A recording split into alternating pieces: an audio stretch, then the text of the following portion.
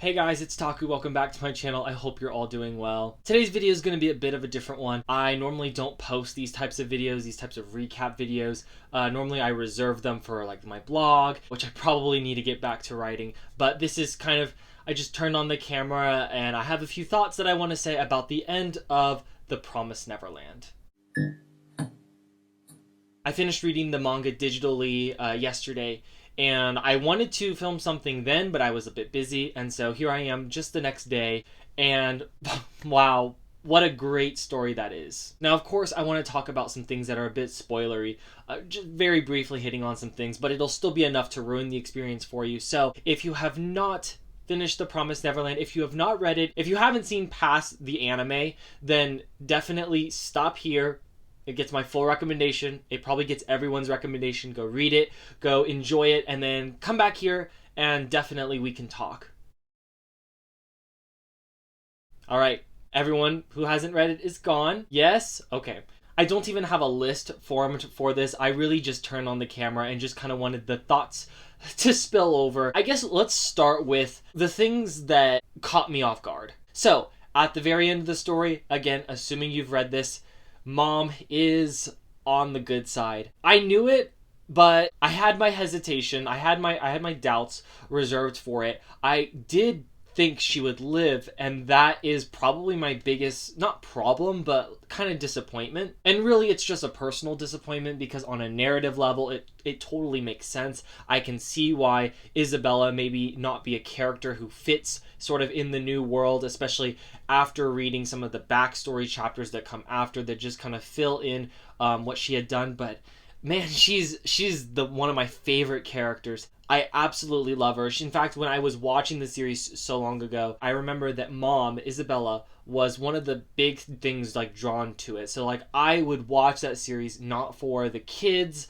but to actually see what Mom would do in reaction to the kids. I'm kind of weird in that way. I think a lot of people are sitting here rooting on Ray or Norman or Emma, but I was in it for Isabella. Isabella was kind of my ride or die with The Promised Neverland. Of course, once she fades from the picture for a little bit in the manga and then eventually comes back in at the end, I grew a lot more closer to all of the kids, all of the Gracefield children, all of the children that they met at Goldie Pond, and all of the other parts of the story. But seeing her come back at the end and as Grandma in her all black, it was just, it was a beautiful moment, even if, at the time she was being presented as a villain and it was chaos. But man, I love Mom. I was not expecting her to go the way that she did.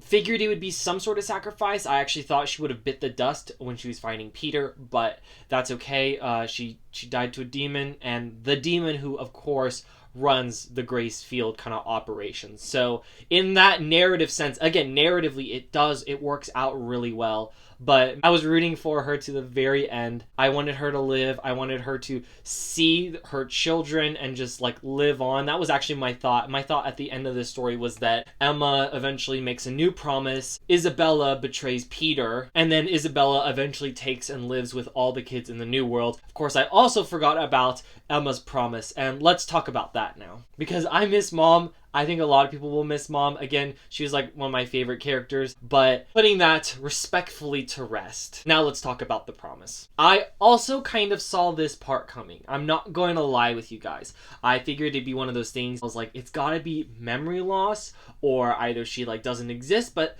the promises that are made are very like exact. Like the wording has to be very particular, and that's what ends up, of course, biting everyone at the end. It's the wording of it. It's not that Emma sacrifices herself in the traditional sense. It's that she loses everything kind of in her mind, but because she asked for all children to live in the human world, she naturally goes along with it. And so we actually run into a bit of a problem there where she is rescued at the end. But before we talk about that, when I was thinking that she'd be rescued, I also kind of saw that coming because I figured that the kids are very determined. They want to live with Emma. They want to be with Emma no matter how long it takes. I was not expecting like a 2-year time gap, I think. I was expecting like 5 or 10 years or even 20 years down the line that they would mention this. But no, it was a quick 2 years. Well, I mean, 2 years in terms of searching for one person in the entire planet. I think that's pretty good. But fate, of course, puts Emma back on their path, and I think it kind of actually, like, violates the promise. Like, I like how the promise was always something that was kept no matter what, or at least as far as I could tell. Like, there was no rule breaking or bending of the rules. It was always just that once the promise is set in stone, no one, disobeys it or can betray it or anything. And at the end, when Emma meets or reunites, I guess, with Norman and Ray and Gilda and all of them, I thought that she was robbed of her future relationships with them too. Correct me if I'm wrong. I mean, you're welcome to go back. I kind of sat here for a little bit, skimming through pages, trying to like double check that I didn't get this wrong. But of course, the punch of this is that they're like, screw fate, and we're gonna live together, we're gonna be happy together, even if Emma doesn't remember who we are. And I'm not complaining about any of it. I'm really happy with the way the series ended. Just a little random thought that I had. I think, of course, you would have to rework a lot of the plot motivations and character stuff in the history of the world, but I thought it would have been really cool if the old man that Emma meets in kind of this Antarctic zone, if that turned out to be William Minerva, who had left, kind of faked his own death or something and just lived isolated out there. It doesn't work. You would have to change a lot of things with the plot, but I think that would have been a really cool way to just round things out, because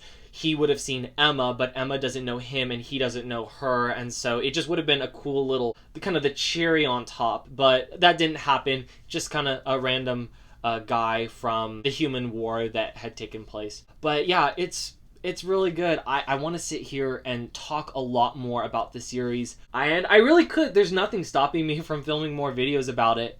But at this point, I do think, again, very respectfully, that I feel very happy with The Promised Neverland. I liked the ending. I hope all of you did too.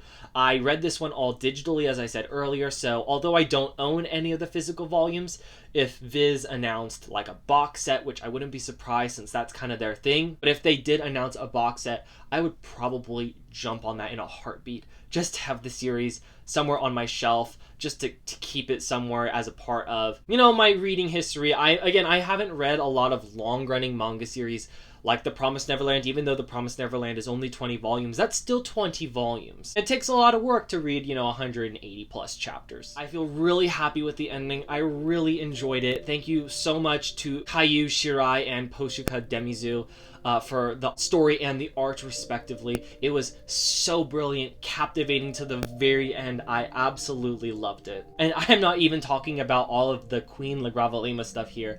That is its own wonderful story of royalty and betrayal and deceit and deception and greed, and so great that if this were animated, I could see why people would be frustrated, that it wasn't. Because yeah, we are looking at a show that could have left behind such a huge, profound legacy. It's touched my heart, quite honestly. It's so great.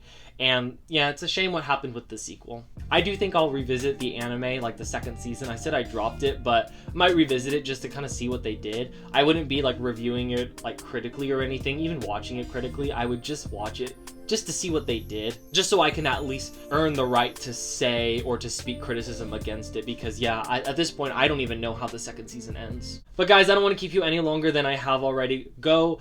Well, I hope you've read The Promised Neverland at least before watching this video, because otherwise you're spoiling yourself. But again, we are assuming that you are in the crowd who has read it or has come back, and I hope you guys liked it as much as I did. It was great. 10 out of 10 for me. If you guys would like to hear more thoughts on, just any other parts of the story, ask me questions below. I'm sure other people may jump on it. I hope that this video kind of gets more views so that I have more people to talk about this series with. Thank you so much for watching this video. The Promised Neverland's amazing, and till next time.